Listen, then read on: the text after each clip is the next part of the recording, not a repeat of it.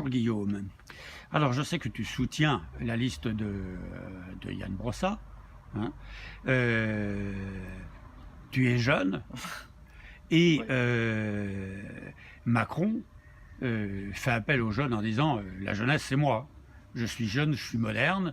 Alors en quoi ton appel à plutôt voter pour Yann Brossat correspondrait ou non à ta situation de jeune? Ça tombe bien parce que Yann Brossat, pour le coup, c'est plutôt quelqu'un de relativement jeune dans le paysage politique.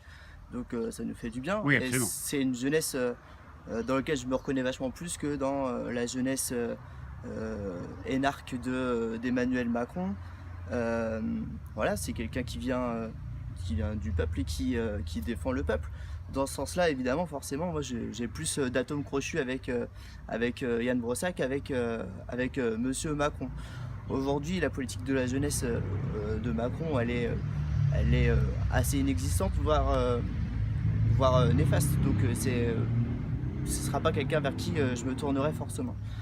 Aujourd'hui, moi, ce qui m'intéresse, c'est de dire à la jeunesse de se mobiliser sur ces élections parce que du coup, il y a aussi un vrai impact au niveau européen sur notre quotidien.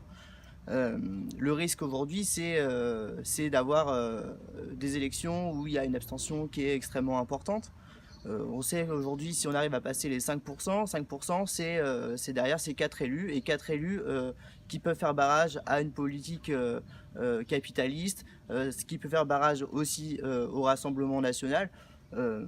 N'ayons pas peur d'aller voter aujourd'hui, ça peut aussi permettre de bloquer ces politiques-là qui aujourd'hui ne sont pas les seuls choix vers lesquels on est amené à se tourner.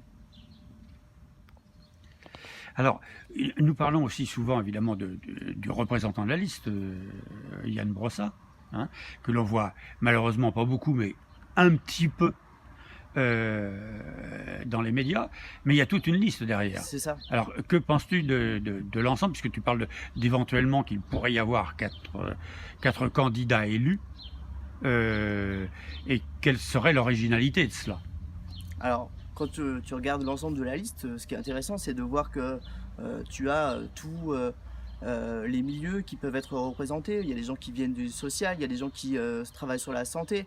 On a la deuxième personne au niveau de la liste qui est ouvrière, c'est-à-dire qu'on peut, là on a l'opportunité de faire rentrer une ouvrière au niveau du Parlement européen, c'est quelque chose qui n'est jamais arrivé depuis 40 ans, ce qui est complètement aberrant. On a aujourd'hui cette richesse-là avec des gens qui ne sont pas forcément des politiques dans le sens où ce sont des professionnels de la politique, mais des gens qui, à leur niveau, avec leurs compétences professionnelles, peuvent apporter quelque chose au débat. Et ça, pour le coup, c'est quelque chose qu'on ne va pas forcément retrouver dans les autres listes.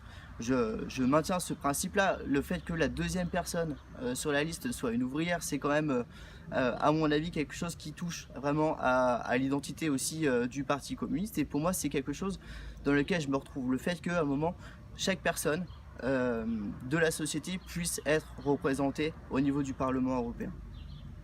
Je te remercie et j'espère que tous les électeurs, bien entendu, vont suivre ta recommandation. J'espère bien. Bonne journée. Merci.